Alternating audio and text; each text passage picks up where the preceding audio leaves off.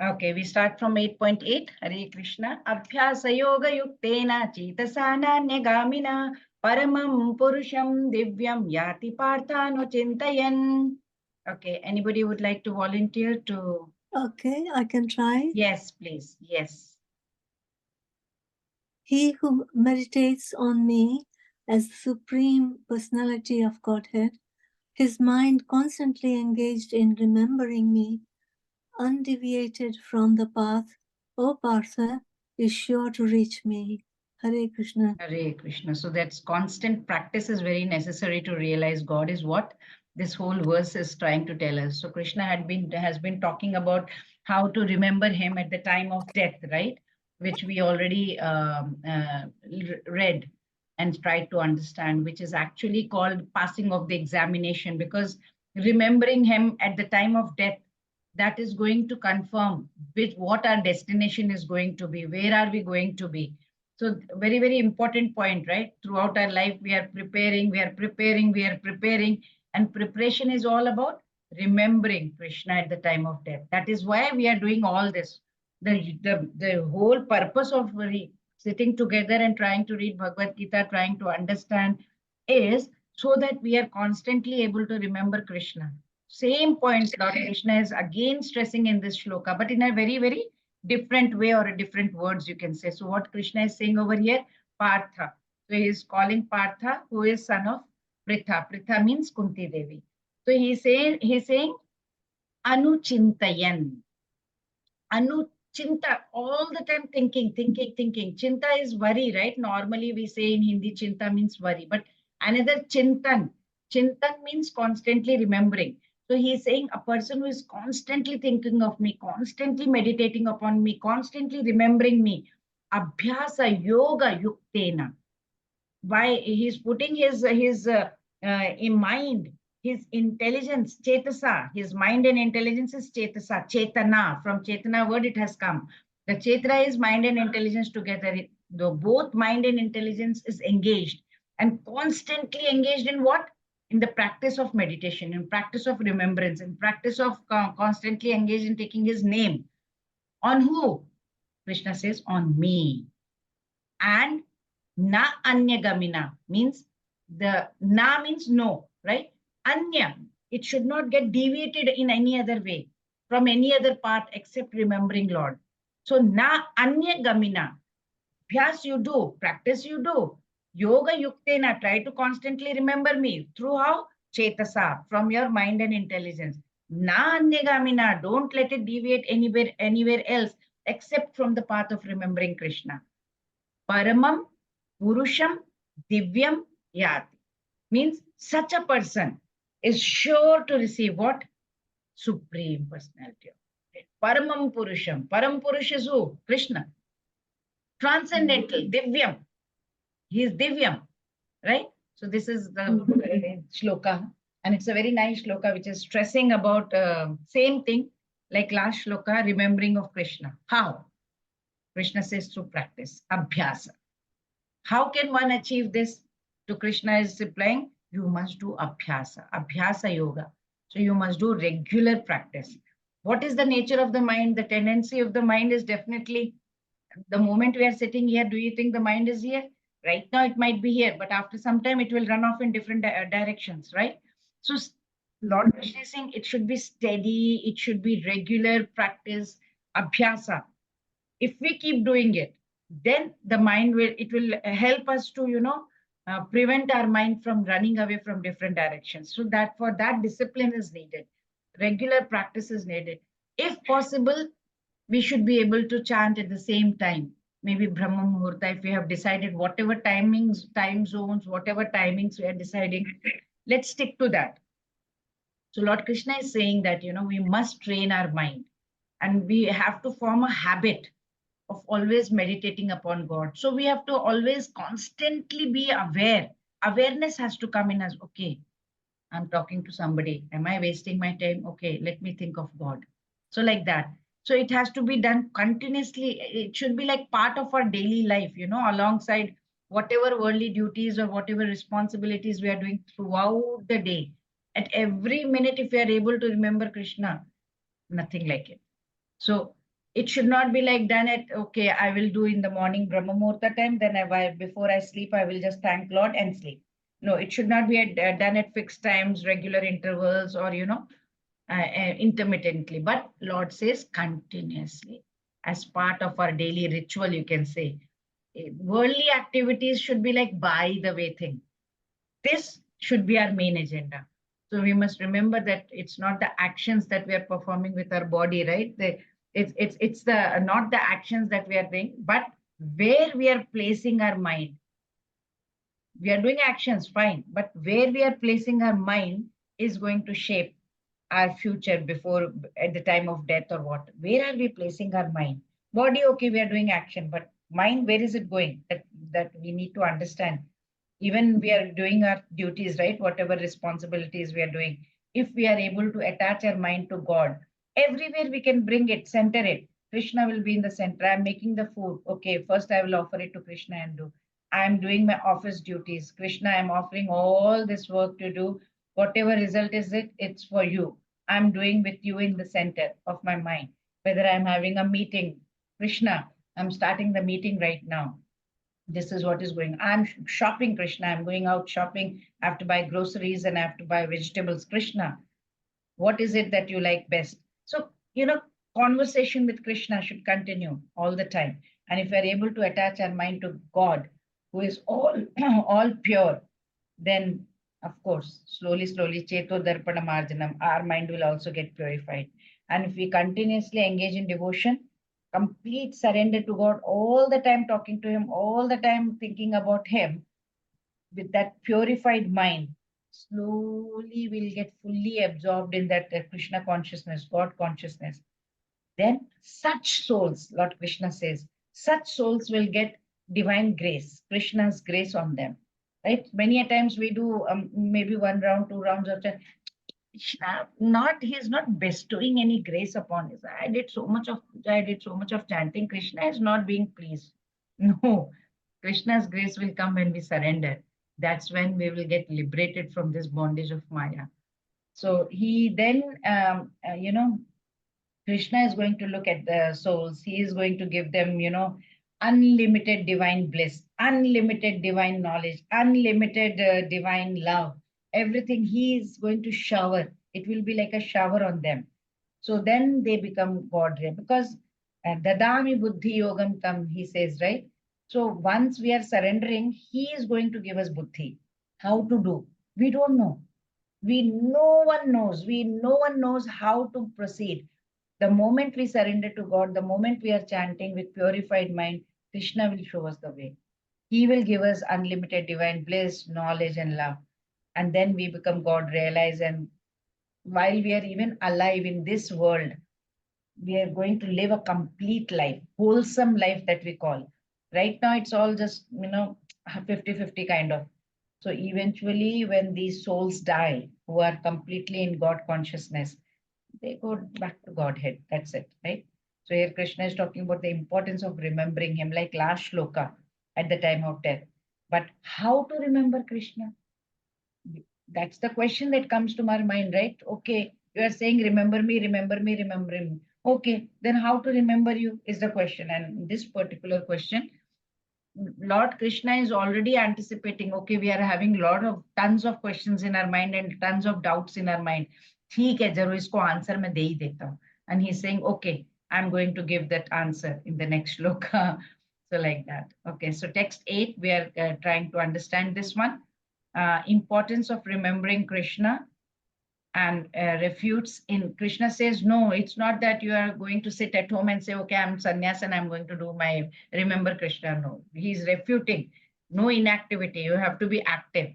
So you cannot just give up your duty and say, okay, I'm going to remember Krishna. That's not done. He's making it very clear in Bhagavad Gita. And how to think of Krishna in practical life. Lord says, constantly we have to keep thinking of him at the same time. Practice so that mind will be purified and will be transferred to Golok Vrindavan. So most effective way to remember Krishna, Hare Krishna Maha Mantra.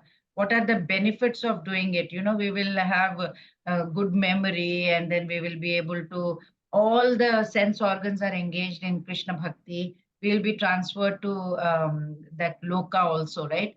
An analogy is there, how caterpillar in the same life becomes a butterfly. So we have a hope that in the same life, if we keep chanting, in this very life, we will have a wholesome life, complete. We will live a complete life, happy in this life itself. So what is the importance of Purusha? He is the real enjoyer. We need to know that he is the one who is the enjoyer, not we. We are not supposed, we are supposed to offer everything to him. And then he is the one who is going to take care of us, right? That's what is about 8.8. Now 8.9 to 13, remembering Krishna continues, practice remembrance. How to remember Krishna is the question. So by meditating on Krishna, his qualities, by practicing Yoga Mishra Bhakti, one can think of Supreme Personality of Godhead when quitting the body and reach the Supreme Planet. So now we'll move on to 8.9. Kavim Puranamanushasitaram Anoraniyam Samanusmarityaha Sarvasya Dhataram Achintya Rupam Aditya Varnam Tamasav Parastat. Yes, who would like to volunteer? Sujata Mataji. Hare Krishna. Hare Krishna. One should meditate upon the Supreme Person as the one who knows everything, as He who is the oldest, who is the controller, who is smaller than the smallest, who is the maintainer of everything, who is beyond all material conception, who is inconceivable, and who is always a person. He is luminous like the sun, and He is transcendental beyond the material nature. Hare Krishna. So from this, what have we understood as such? Krishna has elaborately spoken on this topic, right? What is the result of remembering Krishna at the time of death? And he has made it very clear that whoever will remember him will attain his nature. He will attain my swabhava, he said. And if anyone remembers something else, he will attain the nature of that particular thing, whatever he has been thinking at the last minute. So after telling all this in 2 shlokas, 3 shlokas, he has been telling continuously. He's taking to another section. He's taking us where he is going to talk about how to actually remember him. So he is going to tell us a procedure, a process. So what is he saying? Asman anusmaredya. So he is saying how. Some anusmaredyas. How to, remember. One, how to remember. Smaran. Anusmaret means remembers. Smaran means remember. So how to think of him all the time. So one should constantly think of what? Krishna, Supreme Personality of Godhead. And here he is giving some of the very, very wonderful qualities of Supreme Personality of Godhead so that we can think of on that. We can meditate on that. We can remember on him like that and on those wonderful qualities. So what are the qualities Krishna is trying to mention? He's saying Kavim. Kavim means what? Somebody who knows everything. Omniscient, you can say. Puranam. Purana ho gaya na? Oldest. He is the oldest. Then Anushasitaram means he is the controller. Anushasan we say na, discipline. So controller. Then Anoraniyam means very small, like atom, smaller than the atom. Sarvasya Dhataram. He is controller, he is the maintainer, he is taking care of everything. Sarvasya, everything. And Dhataram is controlling everything, maintaining everything. Achintya. Achintya means inconceivable. We cannot even imagine with our eyes. We don't even know. It's beyond. We don't have that jnana chakshu. So he is achintya, he is inconceivable. And rupam, he is a person. He has a rupa, he has a form. It's not that it's just some light or effulgence. No, he says it's rupam. So this is another proof over here. Achintya rupam. He has got a rupa, form. He is a person. Aditya varnam. He is luminous when you see him because his body is taking out all that effulgence, right? So when that effulgence is coming out, it's luminous like a sun. When you look at him, we can't see with this eyes. We don't have the eyes to see him. And Tamasav Parastat means he's transcendental and he's beyond this material nature, modes of material nature. So he is Tamasav Parastat. So he has given all these qualities so we can meditate to God, upon God in several ways, right? So what all we can meditate upon? We can take his name, Hare Krishna, Hare Rama and all. Then we can think about his forms, what all forms he has taken, his leelas, his pastimes, his associates, his about his abode also. So that's what Lord Krishna says, that there is no difference among all these aspects. That's why he's given us so many qualities to think upon. So we can meditate upon any one or all of them also. So in this verse, he has mentioned, right, such divine aspects. He says he's Kavi, he knows past, he knows present, he knows future. We do not know. So he knows everything. We don't know. He is the oldest personality, Puranam, because he is the one who is the origin of everything, right? So naturally, Devatas don't know him. He is Aham Bija Pradapita. He is the father of everything. Everything is born out of him. So Anoriniyam, he is very Anushasitaram. He is Anushasan means controller of the whole universe. We already know he is maintaining everything. He is giving instructions to all the Devi Devatas. Nothing, even not a leaf will move without his instruction. Everything has been told and everything is being maintained by him. And Anoraniya, and still is smaller than the smallest. The living entity is 10,000th part of the tip of the hair. But Lord is inconceivably small. You can imagine that he is entering into the heart of that particle. So how small can he be? It's beyond our imagining. At least I can't imagine also. So that is why it's called Anoraniyam, smaller than the smallest. And as a supreme soul, he is entering into that and into the heart of the smallest. Can you imagine ant? How small the ant is, even the flies, the ants, and he is there also. It's beyond my imagination. Sarvasya dhata. Although he is small, he is all pervading, imagine. And he is able to maintain everything. And achintya rupa, inconceivable rupa, very, very significant, right? Because God's energy, it's beyond our imagination, beyond our conception, beyond our thinking jurisdiction. That is why it's called achintya, inconceivable. And the whole planets are there. How is it floating in the air? What is happening? Even science sometimes fails, So therefore, it's stated by Supreme Lord that it is all there because of his energy. And he is able to sustain big, big planets and big, big systems of galaxies, right? And Rupa. He's got the Rupam. Very, very important. He is not impersonal. It's not void. We are not just focusing at one dot and trying to think of God. No. Lord says, I have got Rupam. So that is very, very, to think about something impersonal, some focus, some point, it's very difficult to focus on that. So, but process of thinking of Krishna is easy, right? Because that is what is stressed over here. I have got I am Achintya Rupam. First of all, Lord is Purusha, right? So we can think of him as a person, Rama, Krishna. So whether we think of Rama or Krishna, what he has described is in this verse of Bhagavad Gita, Aditya Varna. So that's one of the names of sun god also, right? And here he is dazzling like sun. That's the analogy. That's the comparison. Tamasaf Parastat is how sun can remove the darkness. The moment we have got into Krishna consciousness because of his effulgence, everything, all the ignorance will be removed from our heart. The moment God enters, the moment we are surrendering to God, he will make sure, he will give us the grace, infinite bliss he will give us, and the darkness or ignorance that we have inside will be eliminated. How on a cloudy day, sun is there, but we can't see it. It's not visible to our eyes. But that does not mean that the sun is not there, right? It's just you can call it optical illusion or something. But sun is there. Similarly, Lord is there. But we can't see him because that cloud is there, that ignorance, the cloud of ignorance is right there on our heart. The moment that ignorance gets away, we'll be able to see the effulgence.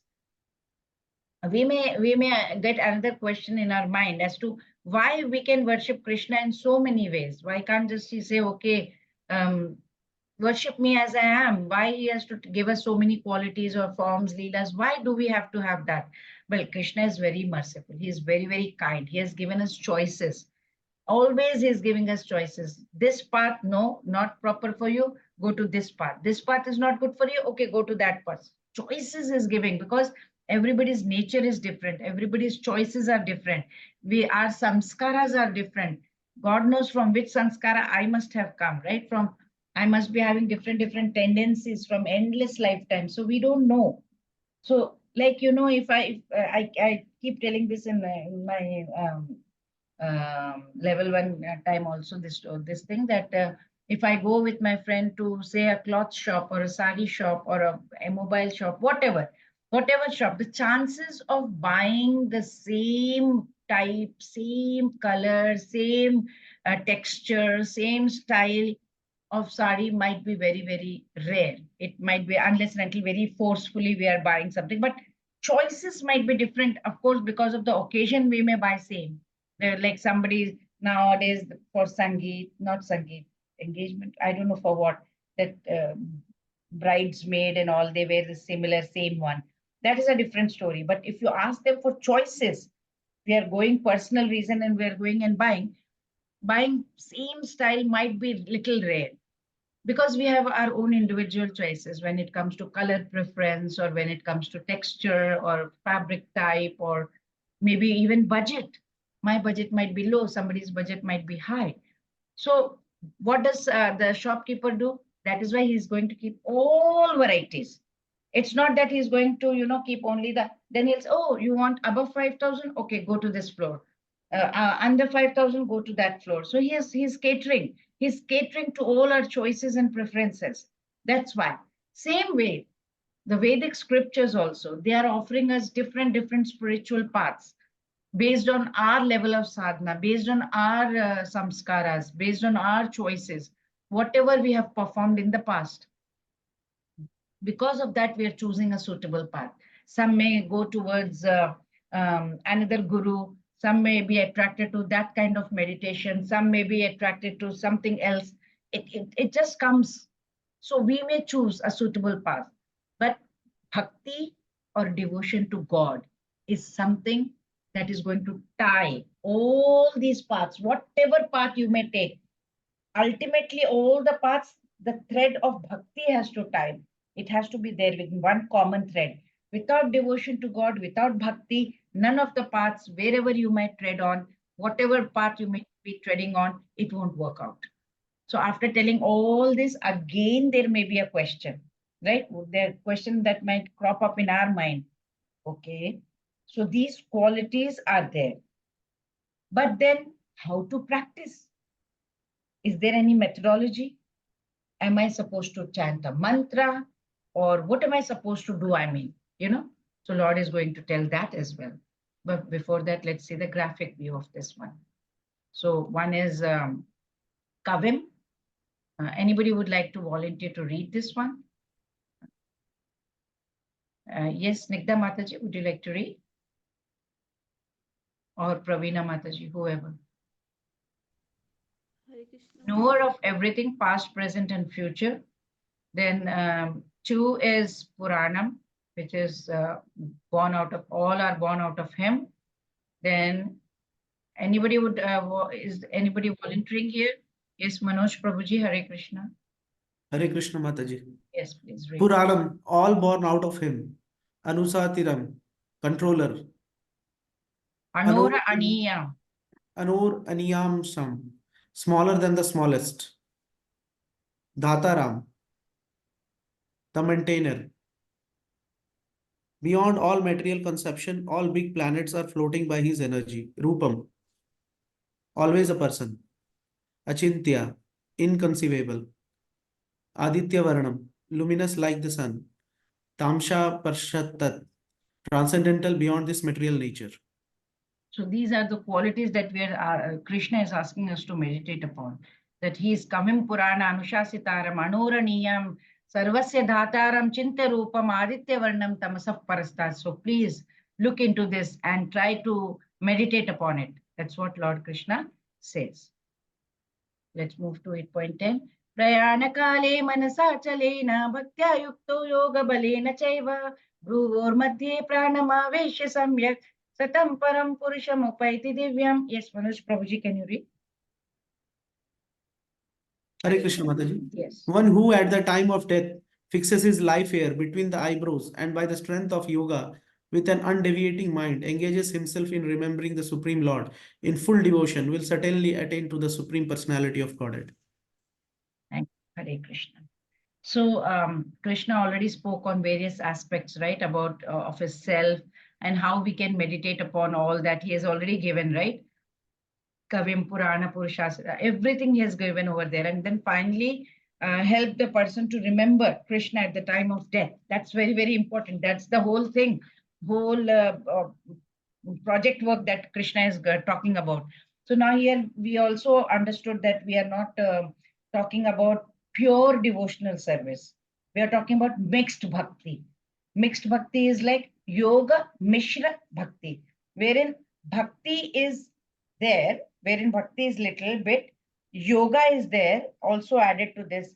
So it becomes yoga mishra. Mishra means mixed bhakti. So bhakti mixed with little bit of yoga. So yoga is added. So this point is very, very important to understand.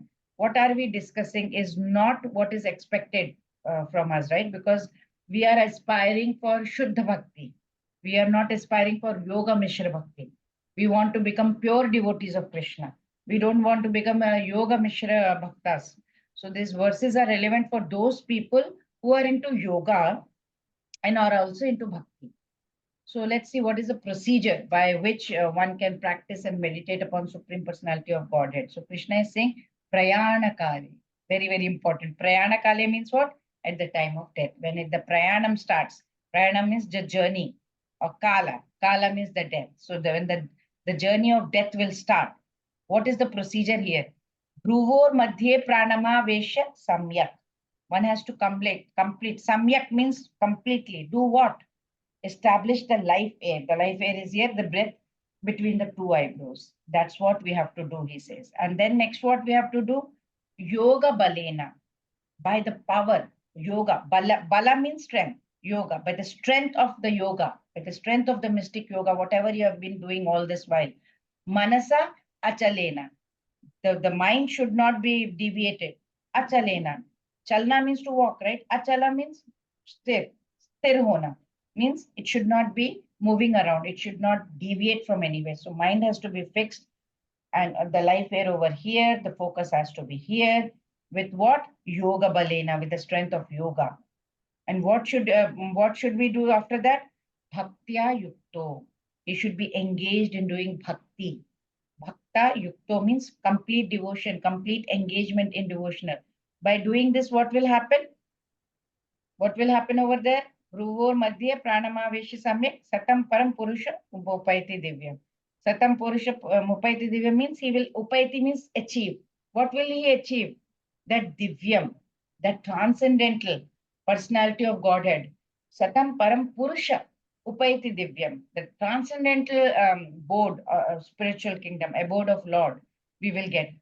So this is the procedure where Lord has, Krishna himself has given, where you cannot have the mind deviated. With undeviating mind, you have to bring the life air between the eyebrows. There in that particular state, by the strength of our yoga, we are trying to remember God in full devotion, full bhakti. Then the person will get the destination. That is what is mentioned in this shloka. So Bhagavad Gita, very beautifully, very nicely, it is embracing, right? All kinds of varieties of sadhanas. And it is catering to so many people because we have different backgrounds, different upbringing, different nature, different kind of bhakti that we have. So bhakti involves what? Focusing. Focusing the mind upon God. Anything you take, whether yoga or whatever you take, everything ultimately culminates in devotion to God. That God has to be there and we have to focus on his form, name, qualities, whatever. So Srila Prabhupada also mentions in his purport that this Yoga Mishra Bhakti, to do that, we have to practice Sat Chakra Yoga, means 6, right? Involving meditation on the 6 chakras we have to do. So that meditation needs, it is suggested in this shloka that we have to do Shat Chakra Yoga. And Srila Prabhupada says that, but pure devotee, he is not going to practice yoga. Because he is completely engaged in Krishna consciousness, right? Doing devotional service. So at the time of death also, he can remember Supreme Personality of Godhead because he is chanting, chanting, chanting 24/7. Because Krishna will give him buddhi and the grace that time. So in its bhakti is Shuddha Bhakti, in its pure form, that bhakti. And when it is taken along with Ashtanga Yoga, then it becomes Yoga Mishra Bhakti because it's not pure Bhakti. Then fusion happens because there is Ashtanga Yoga also, and then there is Bhakti also, right? So Lord Krishna has described this Yoga Mishra Bhakti from this is 8.10, right? 8.11, 8.12, 8.13. Till 13, he is talking about Yoga Mishra Bhakti only. How you can practice Ashtanga Yoga, how you can talk about the life force, how you can, that Prana Shakti, right? When you're breathing, how you can channelize it, how you can bring it over here, and how you can focus Bhruvor Madhye. Bhruvor Madhye means, Bhruvo means eyebrows, Madhya means center. So in the center of the eyebrows, how pranama, the life force, you have to do samyak, completely focus over there in the third eye region between the eyebrows. So then he is also saying at the time of death, if you are able to do this with great devotion, then definitely you will be achieving him, Lord says. But is it easy? At the time of death, do you know what position you will might be in? For devotees who are in Krishna conscious, they need not, right, to Shata Chakra Yoga or any other such stuff, right? As told yesterday, we need just two things. What are the two things? Sincerity and seriousness in devotional service. Chanting. Do it seriously. Do it sincerely. Don't cheat your own self. Then do it properly. You should be, when you're chanting, you should be able to hear your own chanting at least. And you will know whether you have done it quality wise or quantity wise. Quantity we are trying to achieve, but how much quality of Shuddha Nama, we don't know. If we are able to do that, then we will be attracting Krishna's attention towards us. This particular devotee, he is really doing very well. Okay, let me just go to him and just sit with him and see how he is doing. Like that. So basically, we should think that Krishna is just right. How when in the classroom, teacher is right in front of you and you are in the front bench, how conscious you are. Okay, teacher is right there. So you have to be very serious and try to focus. Similarly, just think Krishna is sitting right beside you. It will naturally attract Krishna's attention. And basically the point is that we need not do any other Shata Chakra Yoga or Yoga Mishra Bhakti or whatever. Lord anyway is going to talk more about this particular yoga, that is Yoga Mishra Bhakti. Let's see that also. Yadaksharam Veda Vido Vadanti Vishanti Adyatayo Vitaraga Yadichanto Brahmacharyam Charanti Tatte Param Sangra Ena Pravakshe. Yes, please. Who would like to read? Hare Krishna Mataji. Hare Krishna. Persons who are learned in the Vedas, who utter Omkara, and who are great sages in the renounced order, enter into Brahman. Desiring such perfection, one practices celibacy. I shall now briefly explain to you this process by which one may attain salvation. Hare Krishna Mataji. Hare Krishna. This verse, it says meditate upon Supreme Person through Om. So Lord Krishna has spoken about the procedure, right, as to how to do this particular Yoga Mishra Bhakti. So he's saying person who is practicing it, he has to take that life air, put it, fix it in that Agnya Chakra, you say, na, here between the eyebrows. And then what is he supposed to do without deviating his mind? He's supposed to do the bhakti, meditate upon the Lord, and then the person can actually go to Lord's abode. But now Arjuna seems to be very confused. What is this Shata Chakra Yoga? What is this Agni Chakra? What is Krishna talking to about? Please tell me clearly. I'm not I have not understood. What am I supposed to do? Which mantra should I chant? What am I supposed? Please make it clear so that I can just follow step by step. Okay, please tell me. Suppose this question is there. Krishna is anticipating this question already from Arjuna, and before itself, he is answering the question. So what Krishna is saying? Yataksharam Veda Vido Vadanti. So person conversant with Vedas, who know Vedas. Vedas, like Veda Vida means they utter or chant. What do they chant? Aksharam.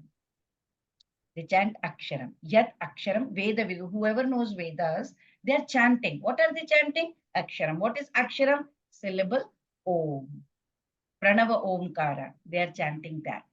Vishanti yat vitaragaha.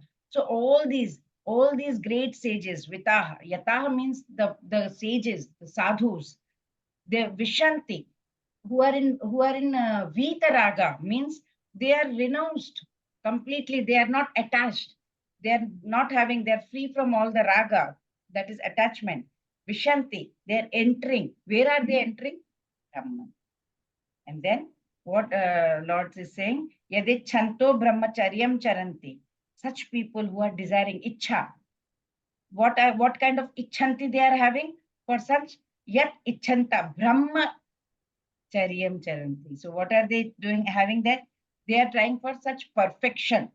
They are having that ichanti is for perfection. I want to be perfect in my yoga. Whatever I am chanting, whatever I am doing, whatever practice I am doing, I want to be completely perfect.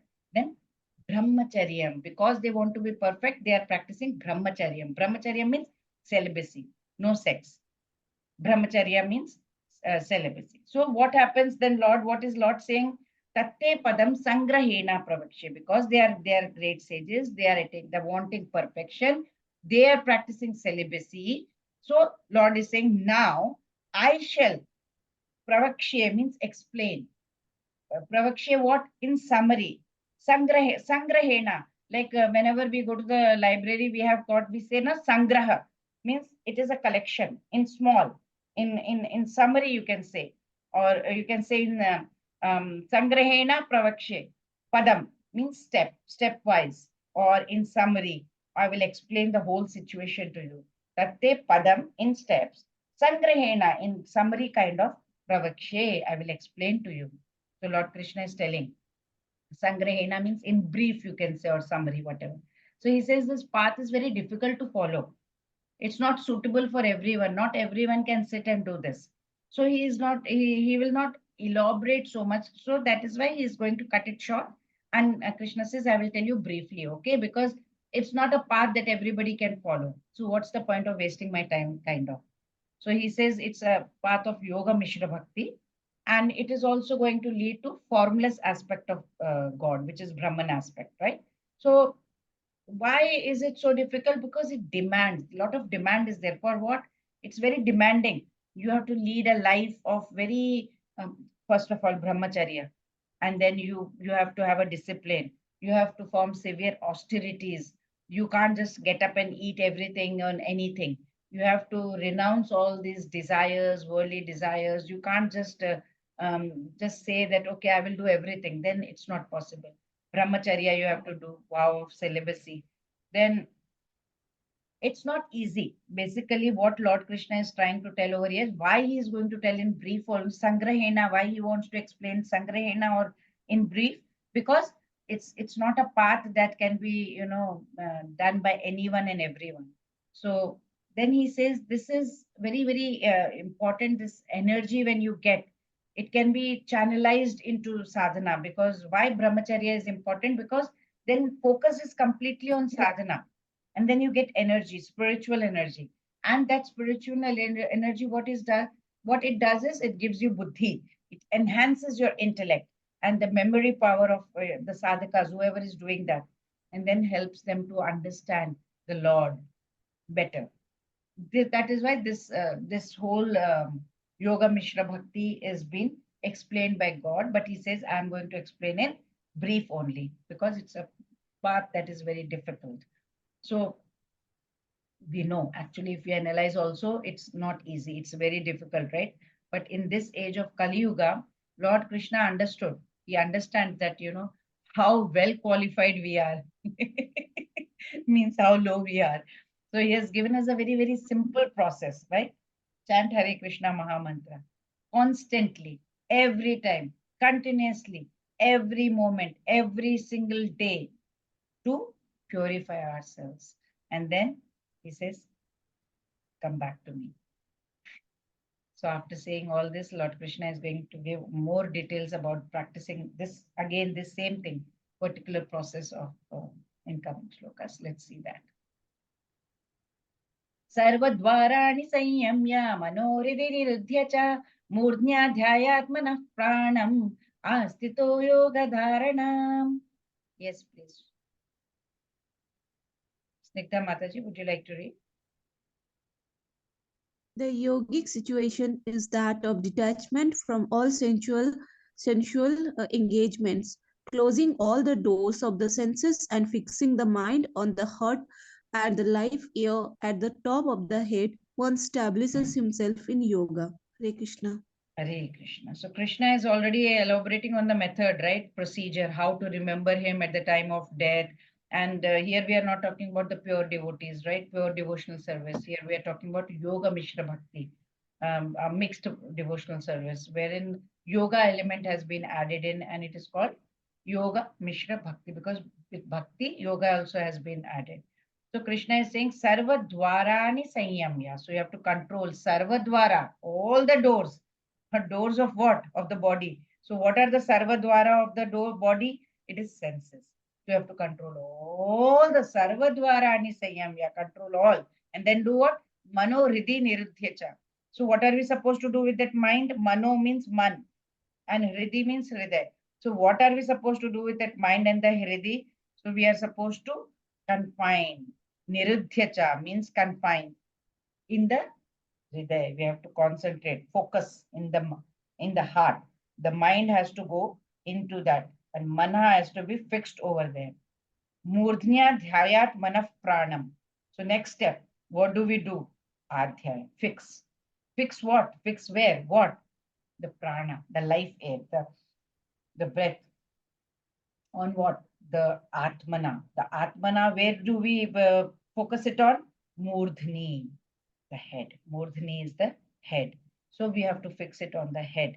So in this way, asthita yoga dharana. Asthita, one is situated. Sthita means situated. Where? In yogic situation. Yoga dharana. So we are focusing, they are completely sitting. After Sarvadvarani Sanyamya, after controlling all the doors, all the senses, and Mano, Hriddhi, Niruddhyacha, Man, we have put it inside this. Murdhnya Dhyayat Manaf Pranam, the life air. The life air is completely going on it is focusing over here. Yoga Dharana. We are situated in yogic situation. This is the procedure Lord is giving. So we are locking the whole world out by restraining the mind. And we are restraining not only the mind, we are restraining all the senses so that it cannot go out at all. All the windows and doors are closed. That's the most essential in this kind of meditation. If we are not, the mind is running away, then that's not meditation. In this type of meditation. So in this verse, Lord Krishna has used the word Sarvadvarani Sanyamya. So all the gates of the body you have to guard. You can't let anything come. And Hriddhi Niruddhya, you have to lock the mind in the heart. So you can imagine. So you're controlling everything, you're controlling all the passages that is entering into the body. You can't let, you are locking the mind. So you're restraining your senses, everything. Is it easy? Can we do that? Very difficult, because natural tendencies just goes away here and there, right? How you can direct the mind towards that aksharam? And you have to completely focus the mind, eyes, ears, none of it should go anywhere else except that akshara, imperishable Supreme Lord. Then complete attention has to be given. Then you have to have that devotional feelings. Then you can meditate upon him. So Lord Krishna is, ending with the yoga dharana. Then that meditation will happen. Then you will be able to unite the consciousness with the God. So, but in bhakti yoga, and endeavor is little. We don't have to work so hard, just chanting, right? But the result is very, very great compared to any yoga system. So having understood this, anyway, let's hear more details about this yoga. Let's see what he's saying. Omityeksharam, omityekaksharam brahma vyaharanma manusmaran yah prayati tyajan deham sayati paramam gatim. Yes, please. Will it Pravina Mataji? Hare Krishna Mataji. Hare Krishna. After being situated in this yoga practice and vibrating the sacred syllable Om, the supreme combination of letters, if one thinks of the Supreme Personality of Godhead and quits his body, he will certainly reach the supreme spiritual planets. Hare Krishna Hare Mataji. Krishna. So Krishna is giving a detailed description of the method, how we can practice our yoga system, and let's see more details. So Krishna is saying, Om iti eka aksharam brahma, eka aksharam. So person who has practiced this yoga Mishra Bhakti yoga system, what should he do? He should chant. What should he chant? The Brahma, absolute combination of the letters of Om, Omkara, which is eka aksharam, which is one syllable. Om. We know, right? In English, we have syllables like 2 syllables, 3 syllables. Here, it's 1 syllable, just one. The moment you put your finger on the, we teach children like this, right? Syllables. Like, for example, if I have to say something beautiful, so we are moving the lips 3 times, 3 syllables. That's how we teach. So here, when we are saying Om, Om, we didn't move our lip, so it's 1 syllable. So it's Ek Aksharam. So after this, what to do after doing this Om? Vyaharan Mam Anusmaran. Lord says, take my name, remember me. Anusmara means remember me all the time. And it's such a state, what to do? Yah prayati tyajan deham. And at that moment, anyone who leaves the body, tyajan deham, deham means body. You leave the body at that time. Then what will be the result? Sayati paramam gatim. You will achieve supreme destination. Paramam. Gati means destination. Paramam, best destination, supreme destination. So this shloka is talking about the person who is fixed in yoga practice, who is doing yoga practice. Okay. So he has to chant Om syllable. He has to meditate on the Lord.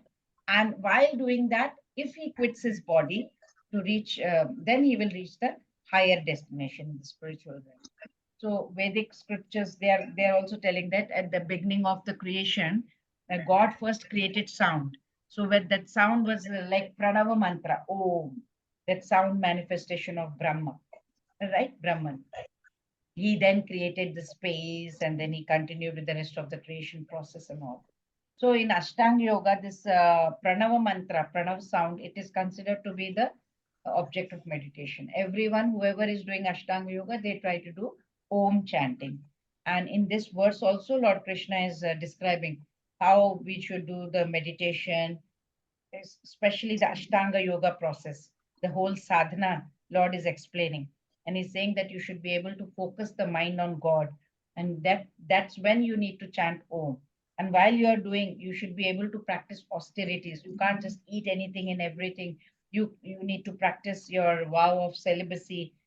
So many other disciplines are there. After doing that, like we all did dhyana yoga, right? We know about yama, niyama, and asana and all that, how we should sit.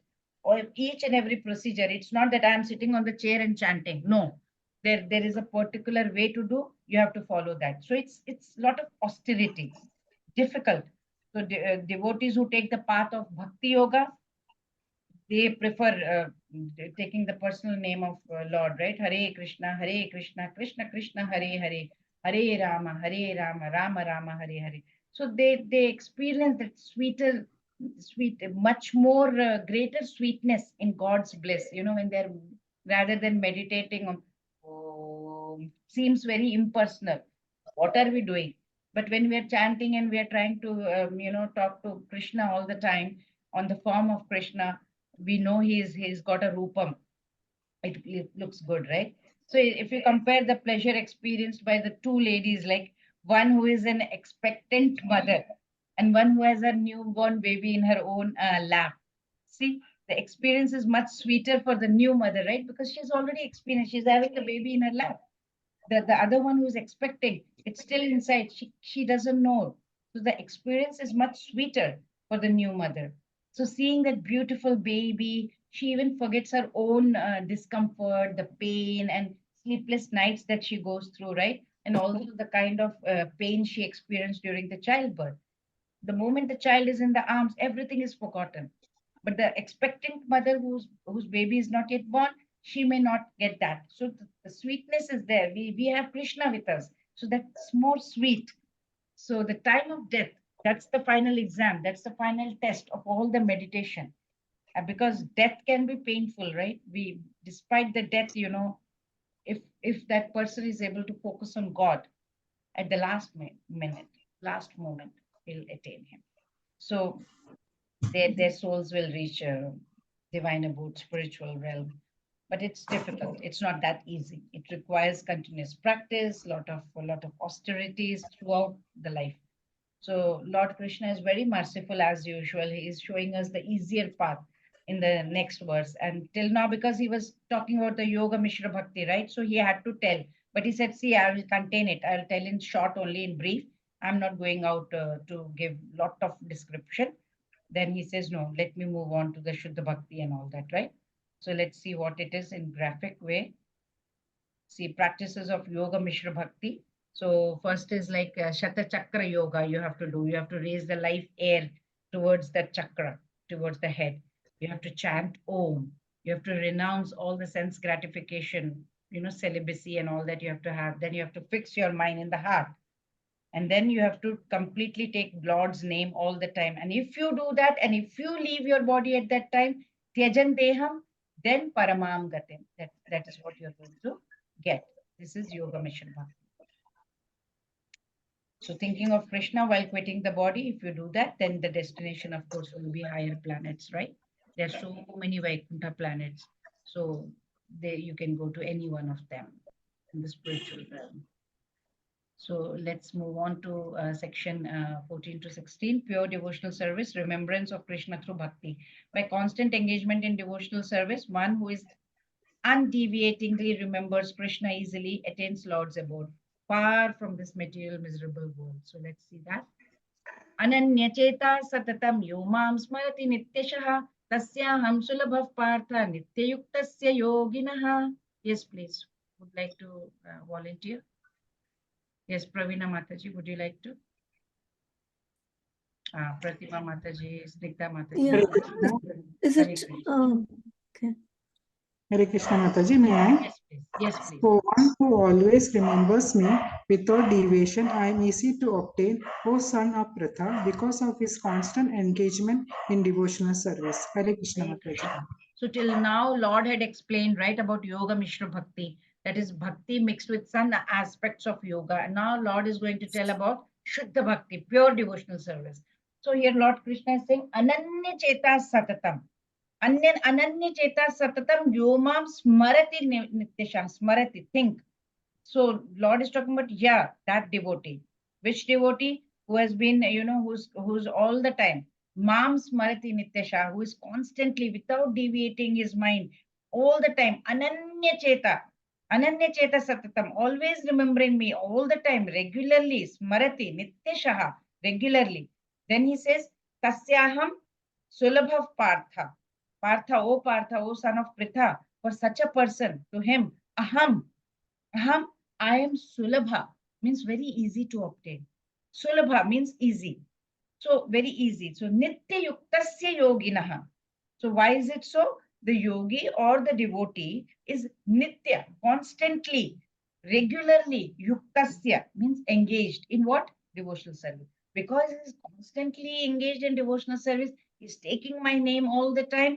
So I am Aham Sulabha. I am easy to obtain for such a person. So previous verse, what Lord Krishna had told about us, he explained the meditation, right? Yoga Mishra Bhakti and all. Ashtanga Yoga Sadhana on formless God. Om, Akshar, and you have to do that. But this process is not only difficult, but very, very bland also, because there is no sweetness in it if you're doing Yoga Mishra Bhakti. So he's suggesting an alternative method. What is the alternative method? He says, meditate upon the personal form of, like you can say Ram, you can say Krishna, you can say whatever. So including all the names and forms and virtues and pastimes and leelas and abodes, everything. So he says method is simple. This is simpler, and it will help to keep our mind also absorbed in God. and in the divine form. First time, if you can notice that, first time in Bhagavad Gita, Lord is saying that, okay, he is easy to obtain. Till now he's saying difficult, difficult, difficult. Now he says he is easy to obtain. But to whom? Ananya Cheta Satatam. To those yogis who are Ananya Chetas, whose mind are completely absorbed in God. And the word he has used, Ananya. Ananya means no other. Precondition is there. If you want God, exclusive devotion needs to be there. Ananya Chetasa. Throughout Bhagavad Gita, Lord Krishna has stressed upon exclusive devotion. Devotion, devotion, devotion, surrender, surrender, surrender. These two words are very, very common. Like in chapter 9, Ananyashchintayanto mam ye janaः paryupasate tesham nityabhiyuktanam yogakshemam vahamyam. Whoever is surrendered to me, his yogakshema, I will take care of it. Right? So it's like Tameva Sharanam Gacha, that 18th chapter, Mam Ekam Sharanam Raja, 18.66. So many are there where he's saying, you surrender and I will take care of you. But that is where we are not doing. He says surrender, we will not. So many spiritual seekers who want, they love God. They try to, attain him. We want God. It's not that we don't, but mine is also attached to that.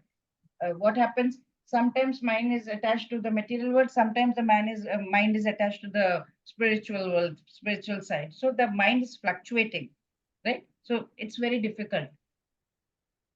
We need to meditate to purify our mind. But when we go back to our worldly relations, again, it becomes very dirty. The mind becomes dirty. Somebody said something, it will go on in our mind. These worldly attachments are there. They're binding us. They are not perfect, right? So they're binding, and that causes impurity in our mind. So we have to keep cleaning it by chanting. It becomes impure, we chant pure, impure, pure, impure, pure. So we have to keep chanting like that. It's like, take a dirty cloth, you have applied soap on it, you have cleaned it with pure water, right? And then again next day we are putting it in dirty water, unclean water again. So it becomes, the whole effort is gone. So today I have done chanting, tomorrow somebody said something, I am saying something back, again that has become dirty, mind has become dirty. So chant again, clean it again. That is the ultimate aim of sadhana, is what? Purify the mind. Ultimate thing is that only. And how to do that? Attach our mind to God all the time. Why? Because God is all pure. If I go something towards pure, I will become pure, right? That is why. So this exclusive devotion, how can we get it? When purified mind is absorbed in the names of God, right? Like that of gopis. Gopis were like that. Once, there was a point when Lord Krishna had left Vrindavan to go to Mathura. So in Vrindavan, gopis were all sitting and they were doing a lot of meditation. And this Uddhava, he came, he cousin of Lord Krishna. So he was sent by Krishna from Mathura to Vrindavan. And Uddhava saw that, okay, these gopis are all doing meditation. So he said, are you doing this meditation to remember Krishna? We're sitting and all seriously doing meditation. He said, no, no, no, no, no. We are not doing meditation for to remember Krishna. We are doing meditation to forget Krishna. That is the reason we are sitting here and doing meditation. We are trying to meditate on something else, other than Krishna. But oh, Uddhava, we are utter failure. We are useless, as we are not able to forget Krishna. So this is called remembering Krishna all the time. All the time. They are completely on a very different platform from us. Such pure devotees, they who are always engaged in thinking about Krishna all the time, serving Krishna, remembering Krishna, and whatever they are doing, thinking of Krishna, such devotees, they are there. The place becomes, if such devotees are there, that place itself becomes Vrindavan, right? So that's the place where, abode of Lord. Because devotees carry Krishna in their heart all the time. Their minds are into that completely. That mood of that person, he is Ananya Bhakta. So after saying all that, we have understood, right, that such a person, he is trying, after investing so much time in remembering Krishna. Okay, we have done. Krishna has said you have to devote your time. Done. Okay, after investing so much time in thinking about Krishna, What is the destination? What is he going to attain? So Lord is going to tell about that also. मामुपेत्य पुनर्जन्म दुःखालयम शाश्वतं नाप्नुवन्ति महात्मानः संसिद्धिं परमां गताः. Yes, please. Pravina Mataji, Hare Krishna. Hare Krishna Mataji. Results of the accessibility of Lord. After attaining me, the great souls who are yogis in devotion never return to this temporary world, which is full of miseries, because they have attained the highest perfection. Hare Krishna Hare Mataji. Krishna. So Lord Krishna very nicely he explained, right, in the previous shloka about the devotees, pure devotees, and what was the description.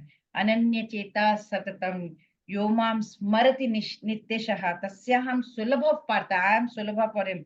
Partha nitya yuktasya yoginaha, he says, right? So those devotees are constantly thinking of me, remembering me, ananya chetasa. So with one pointed devotion, you can say.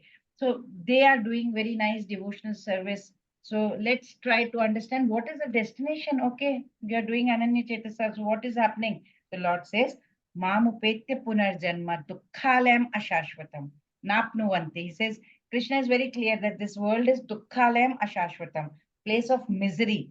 It is temporary. So he's making a point over here that devotee will Punarjanma na apnuvanti. So Punarjanma, they will not take birth again. There will be no another birth over here. Where? In this Dukkhalayam, which is Ashashvatam also. After attaining me. Once they attain me, they are not. Why? Why so? Sam siddhim paramam gataha. Because they have achieved the ultimate perfection, ultimate paramam gati. They have got that paramam gati. Why will they, come back over here? Why will they come here if they have already gotten me? So who are those people who have achieved highest perfection? Mahatmana. So Napnuvanti Mahatmana. Who are those person who will get that Paramam Gatim? Mahatmana, great souls. So basically Krishna is saying that Ananya Bhaktas, they will attain. They will come to him and then they will never go back to the place which is full of misery. Why? Because this temporary material world is full of miseries, right? Old age, birth, disease, death, all this is happening over here. So he who gets highest perfection, who's going to Goloka Vrindavan, he doesn't have to bother, right? Why will he want to come back? So what happens if we get that? Once we are gone over there, the soul is liberated, right, from the cycle of birth and death. We don't have to come. And where does this struggle start from? Right from the womb of our mother. Inside the womb's mother, we are hanging upside down and we are there for 9 months. And then we are going through the painful process, taking birth, getting delivered. We are crying. We want to ask something. We can't tell. We have pain in the body. We can't talk. We are hungry. We can't say. Even we are crying. They don't understand why we are crying. Then we reach the, toddler age. Another issue. Parents don't understand. Then teenager. Parents don't understand. Then mentally challenging period comes. We want to do something, they say something, then we get into adulthood, get married, again responsibilities are on. It's never ending. It's never ending. We are struggling. All the time we are struggling. Then old age comes. With the old age, we are getting a gift also. What is that gift? Pain. Gift of pain, a lot of miseries with the old age also. We are suffering. Where is the suffering coming? We are only inducing everything, right? Mind. We give pain to our mind also because of the circumstances around us. And of course, ultimately we are dying, which is again a painful process. So why is God putting us into so much of pain and misery? This is the whole grand design of this Lord, is like the purpose of this misery is to realize our mistake. That whatever we have done some mistake. This is not our permanent place. That is why the pain is given to us. And please, come back to me. This is like a correction home where, for the souls who have forgotten God. That is why we are all here. We are all forgotten God. That is, we are all bunch over here only. And we are trapped in this material world under Maya. So these sufferings, the miseries that come into our life, they try to, prick us. That moment, just think, Whenever you're sad and very into miserable condition, God, oh God, and we start thinking about God. Right? Is that Kabir Das Doha I really remember very well. दुख में सुमिरन सब करे सुख में करे ना कोई जो सुख में सुमिरन करे तो दुख काहे को होए. And everybody is thinking of God when they are sad. But if we are happy and you're still thinking and attached to God, then dukh kahe ko hai, then there is no misery, right? It's like, a person who has accidentally put his hand in a boiling water. Immediately he'll remove his hand, right? Because it's pain is there, burning sensation is there. What lesson did he learn? Oh, I should not do the same thing again. Same thing. God has sent over here. He has given us pain and misery so that we experience it in the material world. And then we understand, okay, this is Dukkhalayam Ashashvatam, and we have to go to Krishna's abode. So he has said that his Ananya Bhaktas will go to him. They will not come back to him. Sam Siddhim Paramam Gati, he says. So he's emphasizing the same point, and he's going to give us more information about the spiritual world in the next shloka. So I'll stop over here because the time is up. And Hare Krishna.